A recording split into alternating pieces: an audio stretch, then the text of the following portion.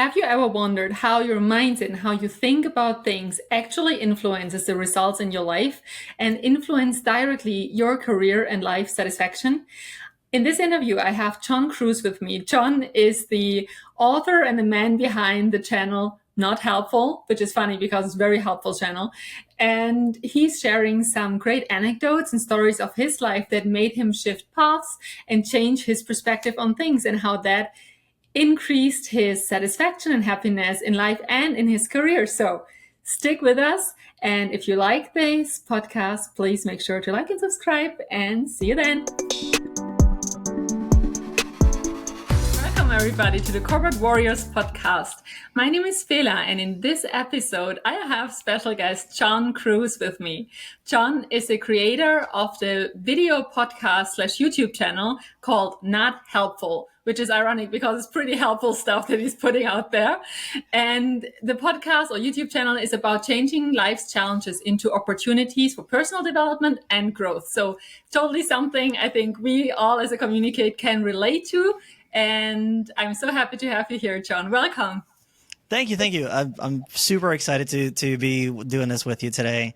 But yeah, the channel's Not Helpful, and just like it sounds, it's actually a contradiction on its own, because I am trying to be helpful with, showing skills and different things that you can use to actually upskill yourself in your life, career, and relationship as well. So that is the thing with that. So great. Thank you so much, John, for being here. So of course, as usual, we start in to get to know you a little bit better. So obviously this channel and this community is all about the career and life side of things. So creating a dream career and dream life. So what has your career and life been like? How did you get there? How did you come here? Yeah, no. So I want to say it's been a transformative journey for the last, 10, 11 years, when I really started focusing on having a career versus just having another job. Mm-hmm. And it probably started somewhere between 2012, 2013 or so. I ended up getting a job part-time at an airline, and I got really into training and development. And that became sort of like the basis of what I do today. Excuse me. And I kind of went through all the different ranks, going through the airline itself, throwing bags in the ramp, to actually being a facilitator, to being an analyst, to being a supervisor and a leader, and all in training and development, working on training folks coming in from working grocery stores and actually working in an airport, to actually developing training and videos, and actually retraining or upskilling trainers, if that makes any sense. Oh. So trainers, actually getting them to actually do better with training other people as well. And that just kind of catapulted me into what I do today, which is, well, I realized that, kind of going back to your original question about the channel, is that, well, I've learned all these skills, and I've had people there in my past that have given me nuggets to kind of upskill myself. And that's what's led me to kind of be in this position today, where I'm trying to be that person for somebody else in a much bigger platform that can hopefully reach a lot more people than just one or two people in front of me. That sounds amazing. Yeah. That's probably somebody we all would have wanted or needed at some point in our careers and lives, right? So I think that's where a lot of our work stems from originally. So I really, really love it that you share your insights with other people. And you do come from training and development, right? So how would you say, how did you figure out that this was something that really interests you, or how did you get into it? Yeah, so originally I was actually going to school for physical therapy program. And my thing, I guess what led me to this point is that I come from being an only child, right? I'm a single mom, didn't have a lot of resources. My mom didn't have a lot of stuff, a lot of resources herself. So therefore I didn't have a lot of resources. Mm-hmm. But one thing that I learned as time went on is that, finding ways to be resourceful when it came to, either learning a new skill or getting educated on something. And when I got into this industry about, 12, no, actually more than that, about 14 years ago, my gosh, it's been so long, is that there are people in your life that you meet that either give you a statement, a nugget, or help you along the way to kind of get you up skill to the next level, to the next thing, or simply just say something so profound or so basic that either way is the impact of it is it's changing your perspective as to how you see things, how you see training, how you see your career development, how you see other people, and how do you interact in these kind of environments. So I want to say that's probably if I can give you like the elevator short version of this pitch, is that I've had people in my life that have been there for me, one way or the other, good or bad, that have basically changed my perspective into what I do today. And I don't know. At this point, I just want to be able to be that individual to other people. If that makes sense. It does totally make sense.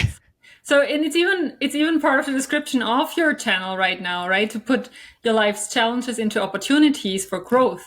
So, if you are willing to share a little bit, obviously, we would be super interested to learn what was like the biggest challenge turning opportunity that you want to share with us.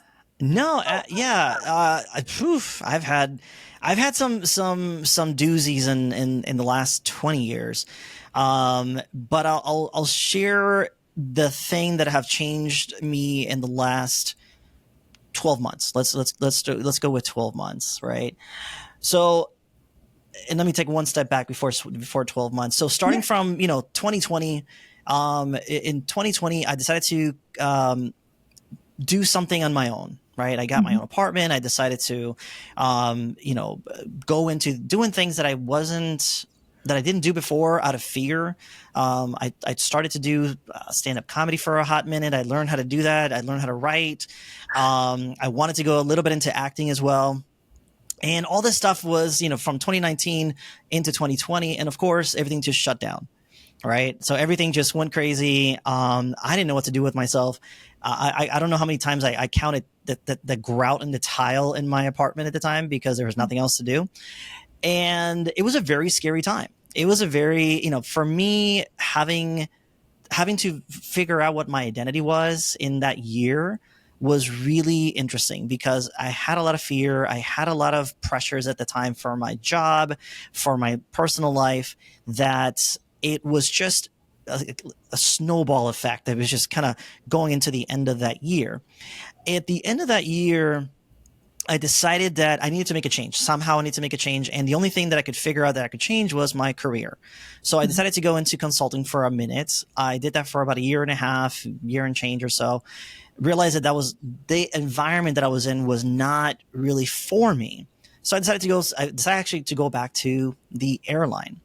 Now, I'm telling you this long story to get to this part of the story because when I went back to the same airline that I was working for before, I had a different opportunity. It wasn't training and development, but it was more an opportunity to manage large numbers of people in different places. And one of these places was actually in South Africa. And this was at the time I didn't realize it, but until afterwards. But at the time, that experience that I had in South Africa was actually the light switch moment for me. And I'll tell you if you have time, I'll tell you Yes, please. story Yes. that I will say was probably the boomerang moment that happened not at the time, but happened afterwards. That gave me that light bulb moment. And this particular day, we had a driver that would pick us up in the afternoons and would take us to the office. But this one day, his van broke down. And so our team had to split up. So our team took an Uber and I took an Uber later because, it was just getting really busy. So the Ubers weren't all that available. And when I took the Uber, it was just me, and it was a 2-door Uber. I've never been in a 2-door Uber. There was no backseat. It was just the passenger and the driver. That was it. And I got in the car, and the gentleman driving, he was from, I want to say, Kenya. And he asked me a very simple question. And he said, "How are you today?" Now, as most Americans do, and we tend to use filler words to describe something that is just mundane. And the word that I said was, "I'm tired." Now, I wasn't tired. I was just bored because it was just a boring morning, and I was just bored before I went into the office. But that was the word that I chose to say. Now, his response was very interesting. His response to me was, you know, you are a very privileged man. Now, in any other context, I would have been offended by that. I would have had a different reaction to it. But something happened that made me feel like, okay, there's a reason why I'm sitting in this car right now at this exact moment, and this phrase is being said to me. So all I said was nothing. And I let him continue talking. And I said, tell me. No, I did say, tell me more. What do you mean by that? And he starts describing to me this village from where he's from, that the men are working to protect their family, are working to take care of the family. And they're working so many hours and so long that they don't have time to sleep laying flat. They're constantly just working. Now, I'm just listening. Now, by the way, this typically this car ride would be about 45 minutes.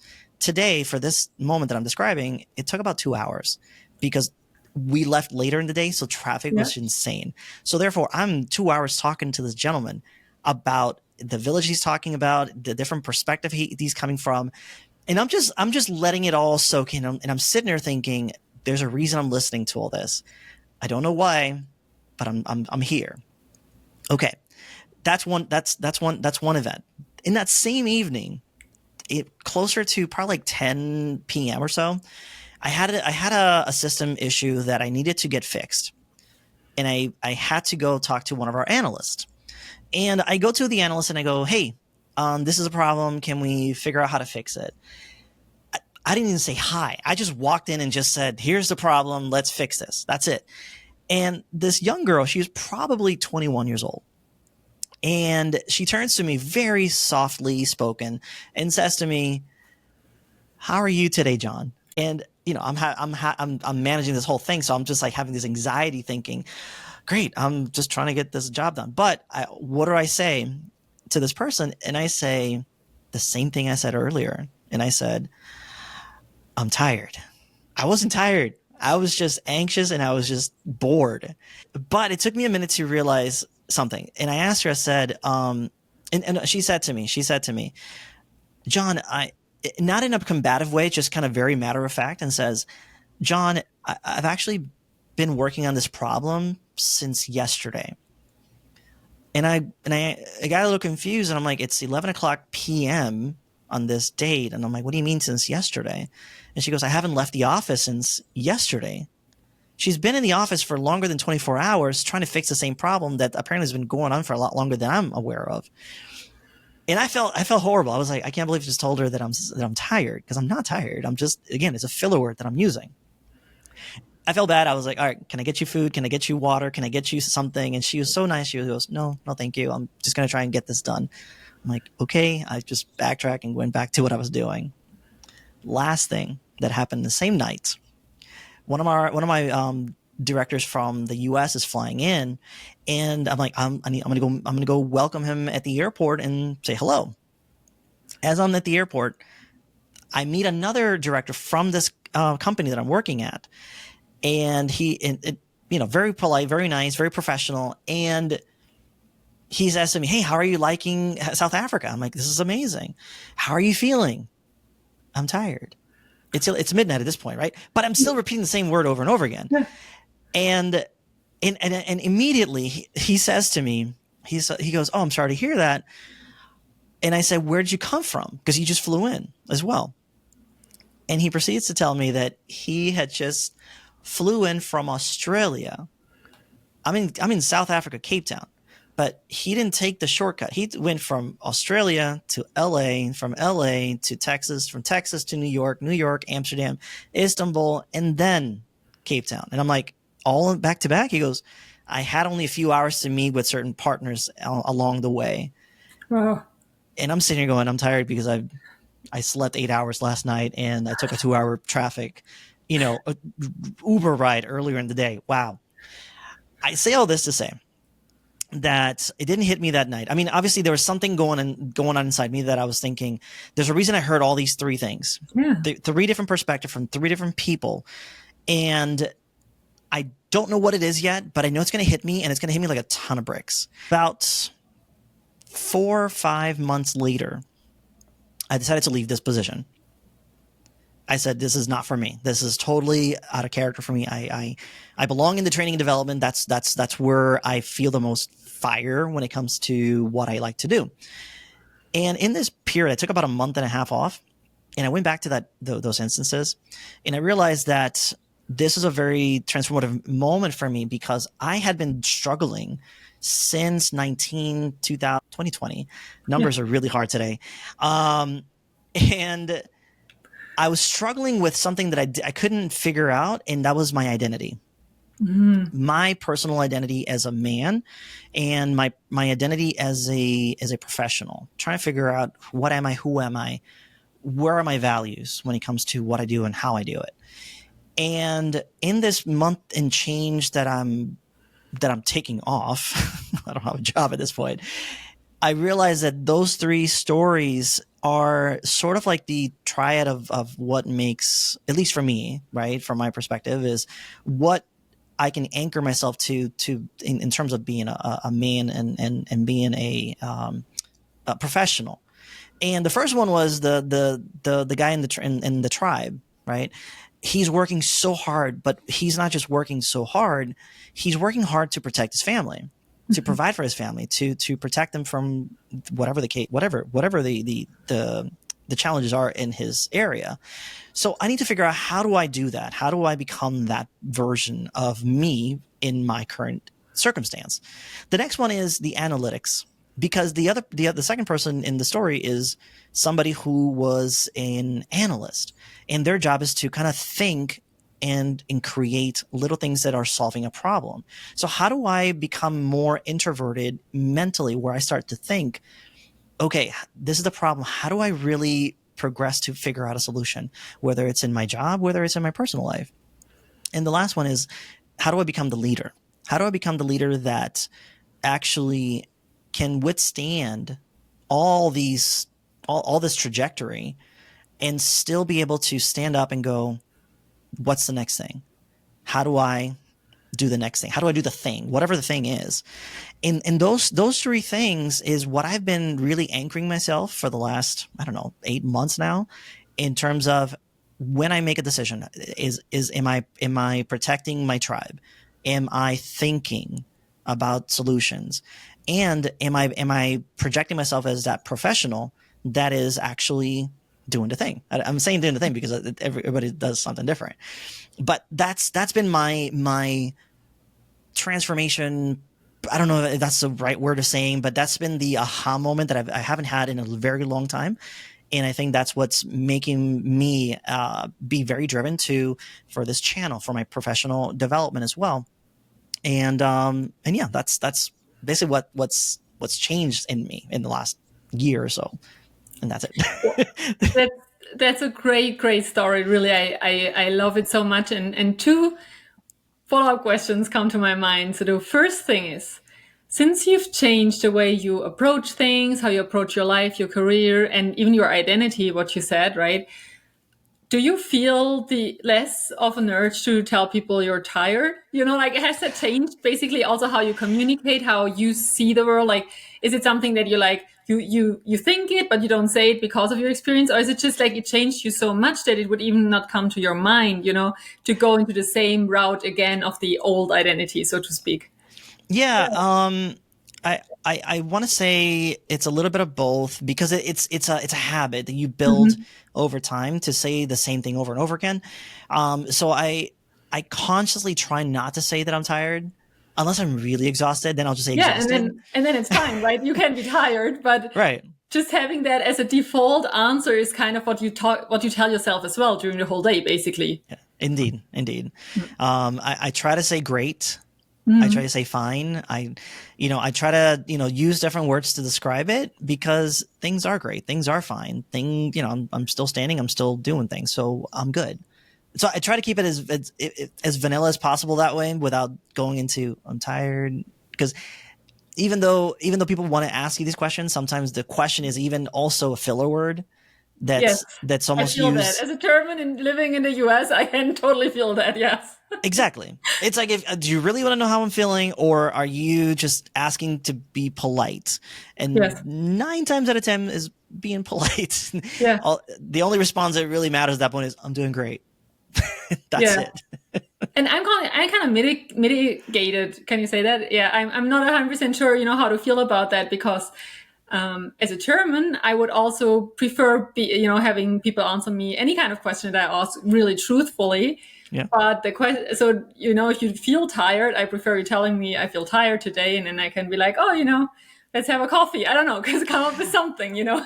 But at the same time, if that's a story that you tell yourself and you're actually not all the time tired, but you keep on repeating in your head, then it's just a downward spiral basically from there on. So in that Yes. regards, it's good to have another answer as a default mechanism. Absolutely. Yeah. And I think sometimes, it's one of the things where I think it transfers Mm-hmm. to the next person as well. Oh So, yeah. it may not be 100% that way, that it transfers. Like if I say I'm tired, I'm horrible, this is terrible, it's all these like heavy words that Mm-hmm. maybe the person that I'm talking to, maybe they don't feel that way, but all of a sudden the fact that I'm even saying it, all of a sudden that might seep into them, and they might That's start true. feeling tired. They might start That is feeling, true. the negativity of that word. So I try to be as positive. Now, those that are closest to me, Yeah. those are the ones that I'm like, yeah, I'm really tired. I need a nap today. This is insanity. I need coffee. I need a Cuban coffee. That's what I need. Those are really strong. But yeah, that's the other reason why maybe not using those words may not be the greatest for team building, especially. Yeah, I agree. I agree. And yeah, just to follow up on that before I ask my second question, because I do have a second one. Yeah. It's like, I think it also depends on does the energy match the words? Does he? Yeah. You know what I mean? Like I if I ask you a question and I feel like you say you're doing great, but you really do not look great at all, or you like I don't get that vibe from you, I might probably be a bit more cautious, like sharing stuff with you, even in a 2-hour Uber ride, let's say. yeah. Whereas if you use it to remind yourself, it's actually you are healthy, actually you are doing well, actually you have a great family and friends. If that is the reminder, then also the energy that comes across will be Absolutely. a positive one, and then it's like authentic, coherent, and then it's just a great thing to share because the people always feel the energy. And that is what's impacting them the most, in my opinion.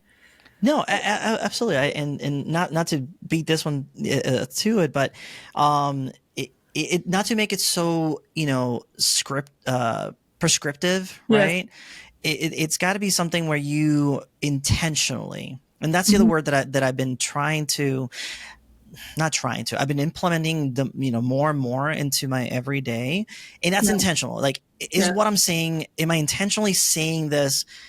How is it impacting? So it's not so much that I'm retraining my brain to not say I'm tired when I'm really not. Mhm. It's, what is the intent of what I'm about to say? What is the intent of what I'm Yeah. about to respond to that is going to add, or is it going to subtract?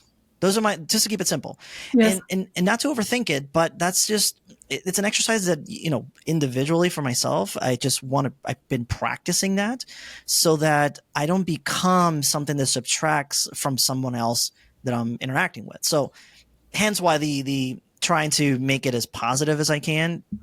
If I'm tired, I'm tired, but that's not the point. It's Yes. simply, am I adding or subtracting to the conversation? If I'm subtracting, I don't want to be part of the subtraction. I want to be part of the addition to Mhm. these individuals, especially in my line of work. But that's the other part to that. Yeah. I love this intention of yours, totally. Yeah. Trying. And then the other question was, so it's also not necessarily a given, right? The first thing, as you said, that you were not taking it negatively, that this Uber driver, even this colleague, if I understood correctly, of Mm-hmm. yours, that they, we're not reacting in a supportive way. Let's say, oh, I'm so sorry that you're tired, Yeah. but more telling you, oh, you're so privileged, you can feel tired being here in the Uber. I'm driving you around the city and you're feeling tired. So how come, like, was this always part of you that you kind of were like, interesting, like that you, instead of going into this, probably more ego driven defensive mode, that you were like, perhaps this has a meaning. Like perhaps there is a reason why 3 times this day, that has happened to me. Were you already always like that? That you try to see, how things come together? Like, what is there a deeper sense, let's say, behind this? No, was I always like this? I want to say there was a period of time where I was very open-minded, where I I was open-minded to feedback. I was open-minded to hearing people's opinions, but I went through a period of time where I wasn't. I went through a period of time where it was just, it was just like a dark cloud always following me around. And it had to do, and me being, retrospectively thinking about why was I like that, right? And it had to do a lot with not feeling enough in my personal life. And because of not feeling enough, it was this constant like, well, this is happening to me.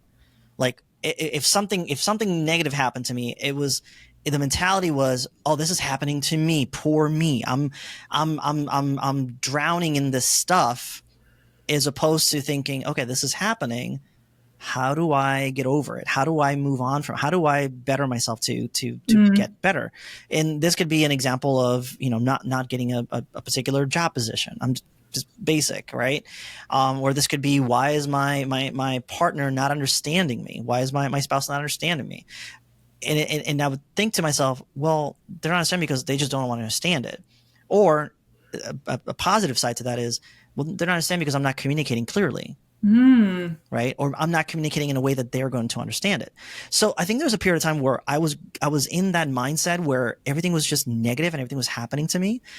And in the last, and I'm going to say probably from 2018 starting, 18, 19, and moving forward this way, I was connected with a coach that basically we went through a lot of inner healing sessions on after work and the weekends, and she helped me quite a bit understand a lot of who I am and who I was and what I wanted to do. And she gave me a lot of exercises throughout the way to help me improve on this mindset. And the rest of it was just simply me practicing. Because that's one thing that I've learned is that, yeah, you learn this thing, you learn this new skill, Yes. reframing your mind. And it's not about, okay, you learned it, great. What do you do with it? Well, you practice it. You repeat it. It's going to be hard. It sucks. Sometimes you get frustrated because you think it's going to be perfect, and it's not. And it's not a failure on your part. It's simply that, well, you have 39 years of not doing it this way, and you just learned it in a matter of a week. So how do I now reframe my brain to think about this and think about it in this new mindset, so that actually I can not have this negativity that's festering inside my head. And it's taking me some time, and it's still a struggle sometimes, but I want to say that that's what's helped me in that scenario, especially where the gentleman said to me, you are very, he said it with such a weight that even today, I still remember it. And it's, you are a very privileged man. I've never been told that before, ever. Yeah. But I was in a different country. So their perspective on, somebody like me coming from the US, it was different. Of course. And they have that. So I didn't take it offense to it. I just said, okay, this is going to be new. I don't know what's about to happen. I'm about to get enlightened, or I'm going to get, not embarrassed, but oh my gosh, I'm about to get ashamed here for something, and I don't know what's going to happen. But Yes. whatever's going to happen, I'm just going to go with it. Whatever's going to happen, I'm going to go with it. Let's do this. But yeah, I don't think it's linear. I think it's like an EKG machine, it goes up and down, Yes. up and down, up and down, up and down. Hopefully it goes up over time, right? That's what I say all the time. Like over time, there's still downs, but the downs should be higher each time, basically, Absolutely. because you're on the right trajectory, so to speak. Absolutely. Yes, yeah. Absolutely. Like an EKG, that would kind of be disheartening. I feel like it's just up and down on the exact same line all the time, I know. I think for me, I spent so much time in hospitals when I was in school originally for physical therapy. Yeah. So when I think of things that go up and down, that's the first thing that comes to my mind. So that's my frame of mind where it always comes from. Oh man. Well, yeah, thank you for, sharing all these insights. And Yeah, obviously that's something that, is dear to my heart as well, because it's exactly what I want to promote too. And, it's just so great to hear that how this coaching helped you to just reframe your mind, like, and set you up for and I'm just gonna bet a more positive, happier life overall. Do you feel that way? Like, was that what absolutely. happened once you shifted your mindset, some healing? I mean, healing is a word that starts to be used more and more, and I'm really happy about it. But I feel like it's so hard for people to like really understand what it means. So it sounds nearly like a buzzword these days. It's like, oh, healing, when it's like, well, it's not necessarily like a wound that heals. You could compare, but it's more like looking at what got you the wound in the first place, like what kind of behavior pattern this person, perhaps dysfunctional or whatnot, right? Got you the wound in the first place. And of course we heal the wound, but it's more to look behind that as well. So yeah, thank you for sharing that. And Of course. I want to add one more thing to that, because you said it's like this up and downs. And my question was intentional as well, because what I see very often with my clients is like that they they start reflecting on how they think, and how they think makes them feel, and it makes them do actions differently, have different emotions, and bring Yeah. them different results, as if they Yes. were thinking differently about the exact same situation, right? The exact same situation. So the importance of the mindset. And then I'm pretty sure you've listened to all of the things from Dr. Joe Dispenza and whatnot, but I just love this one analogy where he says that, like how your brain is wired. It's basically like, I think he said that, I'm not 100% sure. The analogy that I use often is like highways, right? What Yeah. we're used to, as you said, for 39 years, it's like a German Autobahn, it's like super quick and easy. Yes. It's like, boom, you're there, and you don't even recognize, that you're on this journey, because it's so fast and easy, It's an analogy. It's not the truth, by the way, but Yeah, yeah, yeah. No, I get it. I get it. I get whereas it. the Totally. new way of thinking in the beginning, it's like this small path that just a few times you've been walking on.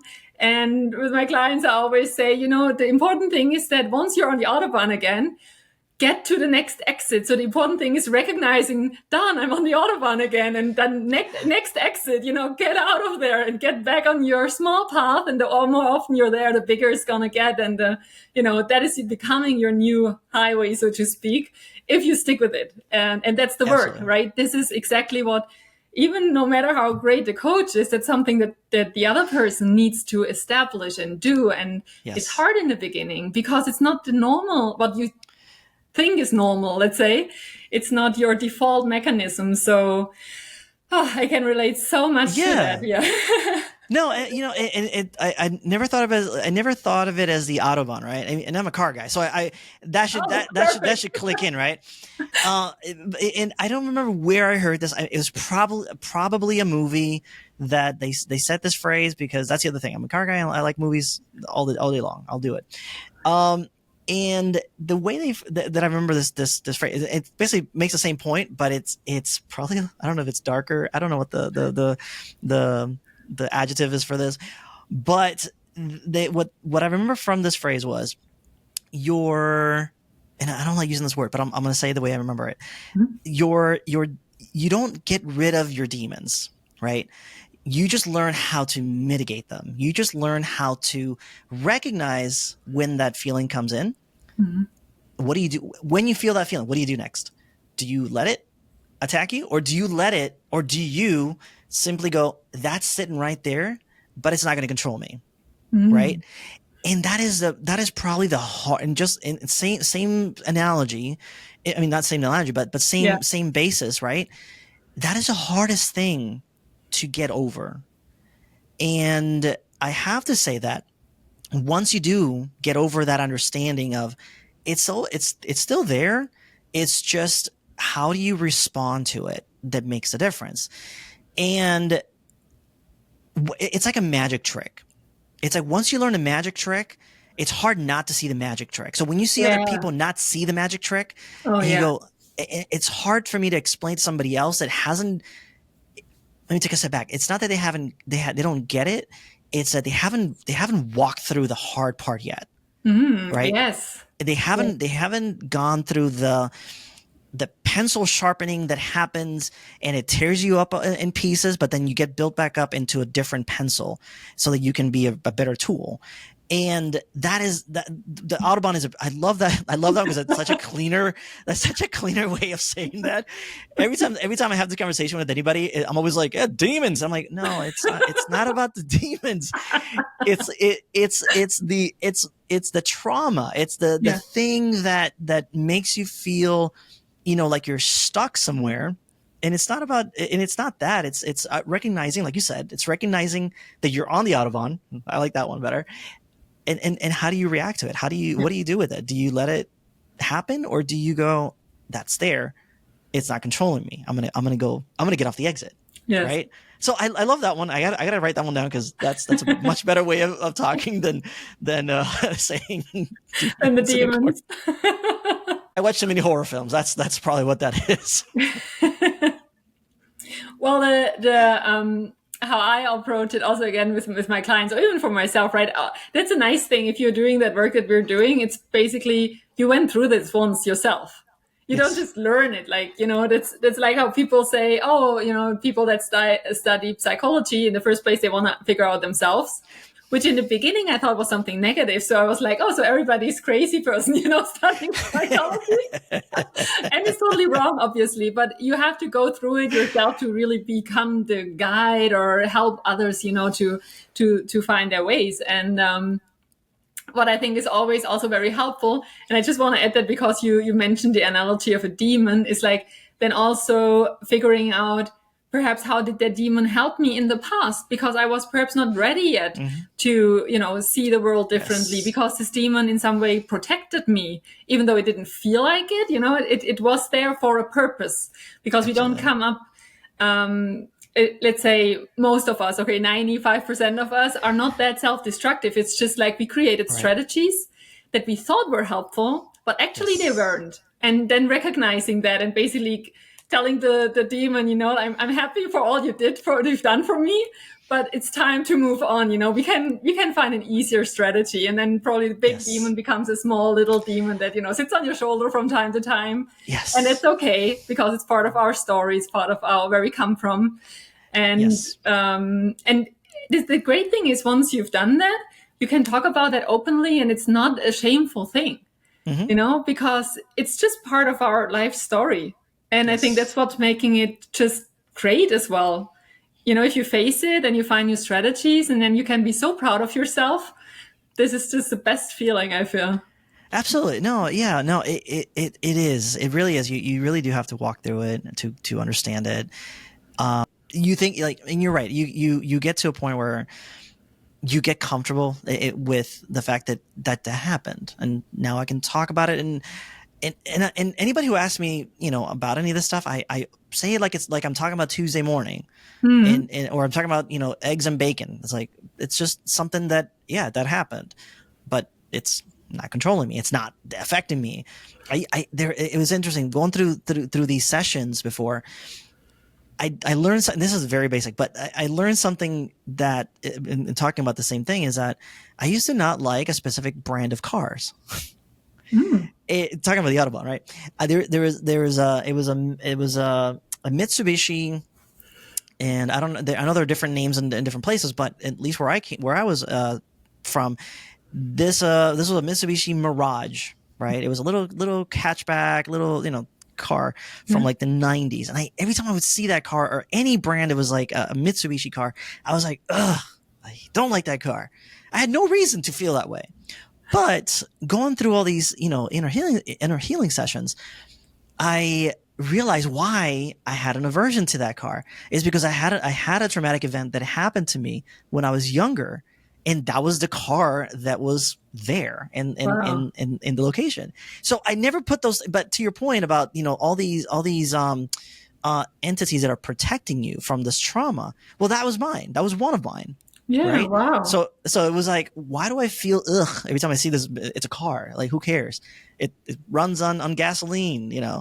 But going through these sessions, I've realized, it's not the car that I have an aversion to. It's what happened that made me feel a certain way, because Well, that happened. So it's a tough thing to go through, but once you get out of it, or once you get on the other side of it and you realize that's there, now I see them and I'm like, oh, cool. It's a Mitsubishi. That's a cool car. So now I you're get all more. right? Or does it even now remind you of the healing? It just reminds me of the healing. Absolutely. It just reminds me of the process that I went through. And again, it's more along the lines of I don't know how else to say, but just saying that happened.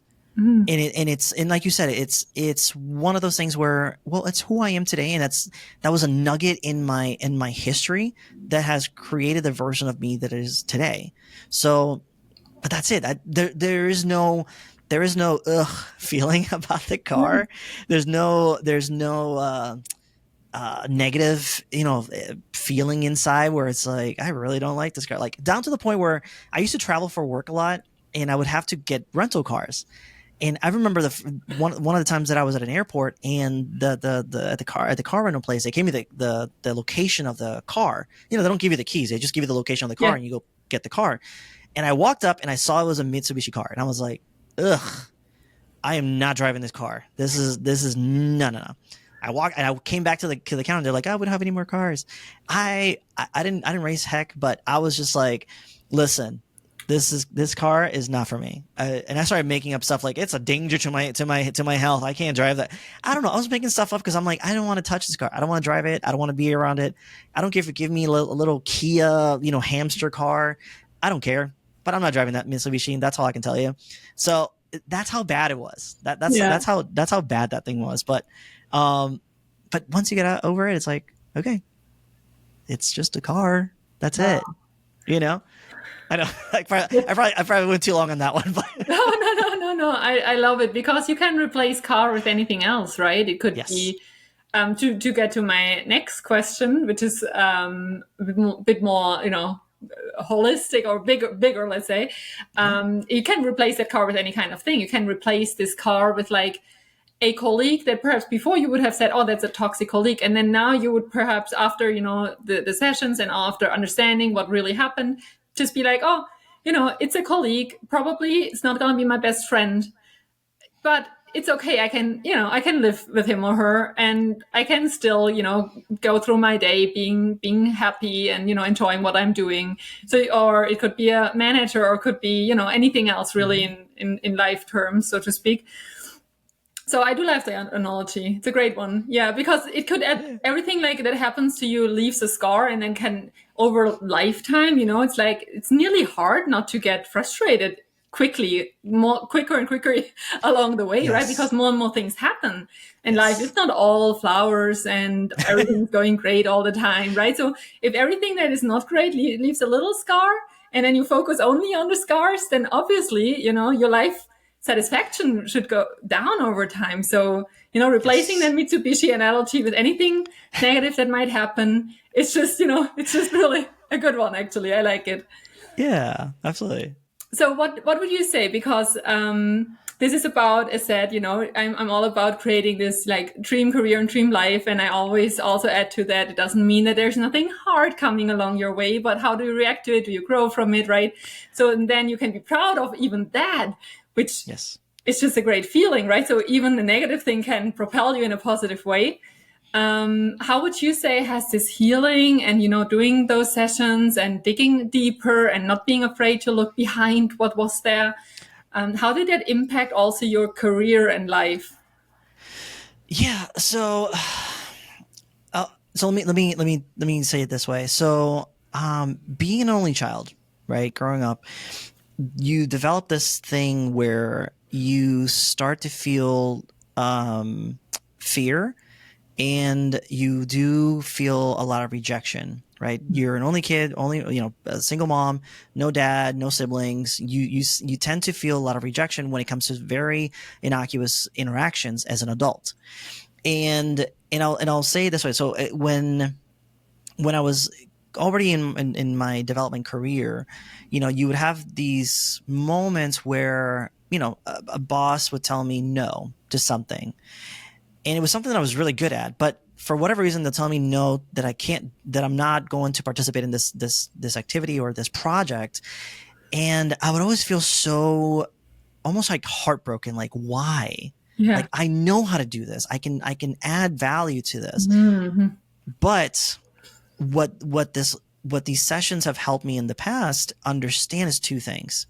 Is that their decision is not based on whether I can or can't. Their decision is a strategic decision because they're seeing a bigger picture that I'm not either privy to, or I just don't see the bigger picture. Hmm. So from a leader standpoint, I understand this now, is that when you're a leader, you tend to look at all the pieces all collectively and go, what are the best pieces that are going to get this particular goal? And whatever that goal is, it's not an individual goal. It might be a company goal that they're focusing on, right?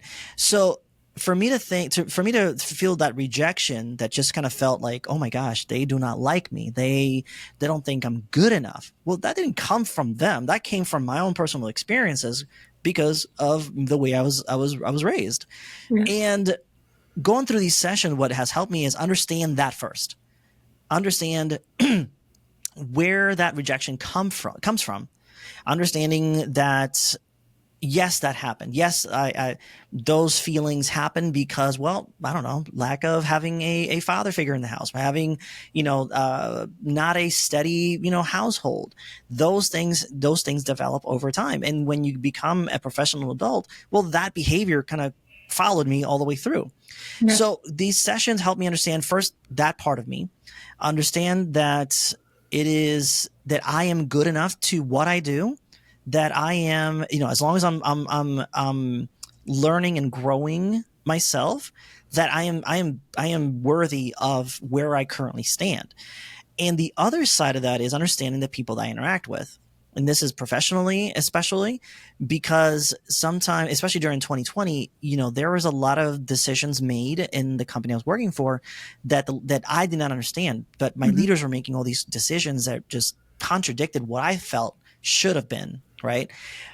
But again, in these sessions, understanding what human behavior looks like, and from a personal that transfers into a professional, a lot of these leaders were making decisions based on fear as well.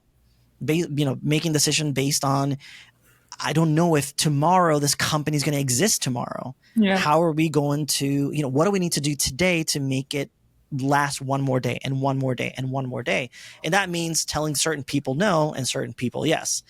So that was my biggest transformative, not my biggest, but that was one of my transformative, like, aha moments for me as well, when it came to interacting with other leaders and myself and understanding what that dynamic looks like. So I'm not saying just like, the feeling of those things are still there, but how do I react to them? That's still there. Like, I still have those feelings today when I'm working on a project and all of a sudden it doesn't go the way I think it's going to go. Or I get not a positive reaction to it and goes, I don't like that. I don't think that looks good.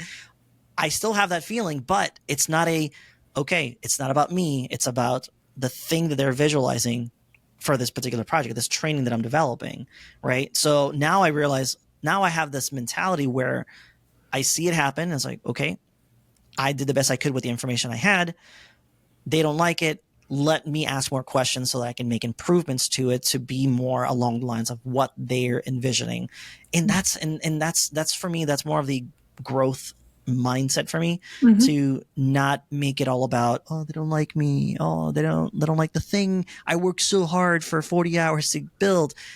And now they think it's total crap. It's like, okay, no, it's not about that. It simply doesn't meet the goal of the project. That's it. So that's been my shift as well when it comes to those interactions professionally. That's a big one. That's a big one. What do you do as a leader now? You said that you also have people or employees that report to you, right? So how do you integrate that? Did you see a shift in yourself being a leader after, all the work that you've done? So correction on that. So I no longer have Okay. direct reports. I did in my previous roles, Oh, okay, when I got was at the airline. Now it's more stakeholders and SMEs that I work with. They don't report to me, but we do collaborate quite a bit on building different types of trainings. But I will admit that the when I did have direct reports or people that have reported to me, whether it's directly or indirectly, my biggest thing is understanding where they currently are in their development. So for example, when I was a supervisor at the airline, and I had all these trainers from different airports, and sometimes I would say things because of my current experience as a leader, as working in a corporate environment. But I had to reset my brain to realize, well, these trainers don't work in a corporate environment. These trainers work in an operation that they day to day, they have to make decisions based on what's happening in real time, versus where I'm at. I have to make analytical decisions that are not just impacting today, but they're impacting long term. So I had to mitigate that thought process when I had these one-on-one conversations with our trainers to say, hey, this is where you are mentally, this is where you are professionally, and I can't expect you to understand the analytics aspect of it. So let me come to you in terms of the operational side, which I had experience with, and try to help them in that moment for that particular decision making that they had to do, or training that they had to do. So that was the other aspect of it, at least when I had direct reports back then. Wow, that is also very powerful statements that you're throwing out there, because I feel that's like an issue in so many Yes. organizations, like the misunderstanding of like the strategic part and operational part, and not finding a common ground to talk on, right? Yes. Where the operations feel misunderstood because they constantly have to put out those fires, and they're obviously in another mindset, because your mindset shifts if you every day you have to put out 20 fires. Obviously, you need perhaps a little bit of time or introduction first before somebody talks to you about a 10-year plan, and how we're going to implement that, because it's going to be super. And I think then what happens often is then the operational people are like, oh, they don't know what's going on. So they just listen with one ear, they're not fully present. So it's not a collaboration anymore. And then they could even become an animosity, or be like, oh, those people from corporate, like John, he has no idea. He wants to tell me how to do my job, but he has no idea. Yes, time and time again. That was the theme. Yes, absolutely. Yes, I can see that also very often. But yeah, great. Well, thank you so much for sharing all of these insights, professional, personal, spiritual even. So, God, this was already amazing, and I could continue for hours, but we're already so much over the time that I anticipated. So the first question of my two last questions would be, like, where can the audience find you in your work? What are like your preferred channels, let's say?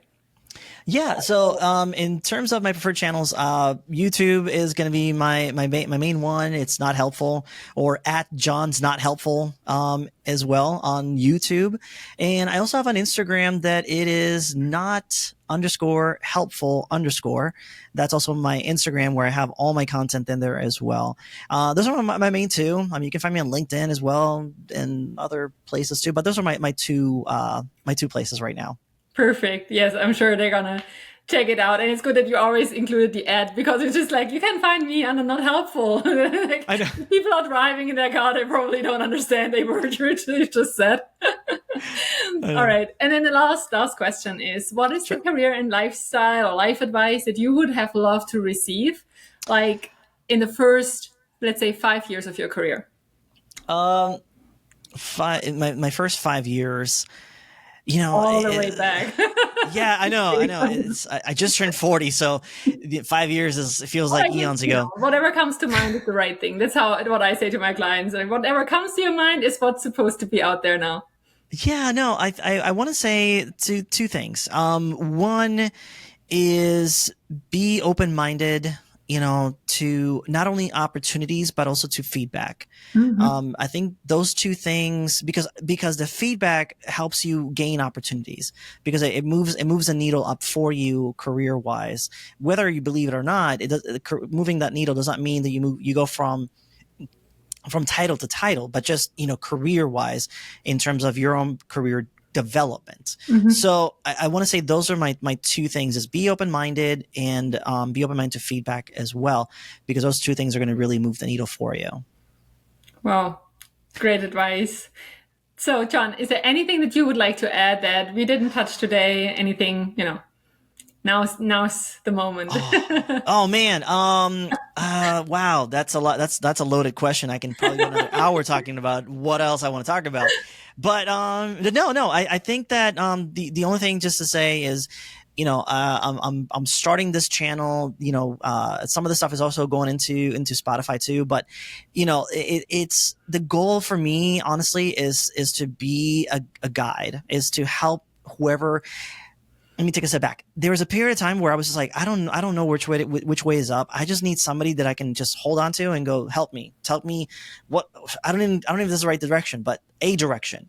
And that's really where I'm at right now. Is I want to be able to help other people kind of upskill themselves, whether it's professionally, personally, or relationship wise. I have so many topics that I'm gearing up to launch pretty soon here, and that's really it. Honestly, it's a passion that I have for this, and something that I just have a fire that I just want to be there for somebody who may not have somebody else there for themselves merely. But that's really it. That's all I wanted to add to today, I guess. Thank you so much, John. Thanks for coming to the podcast, and Of course. for all future collaboration. I'm sure we're going to meet again. Indeed. I look forward to it.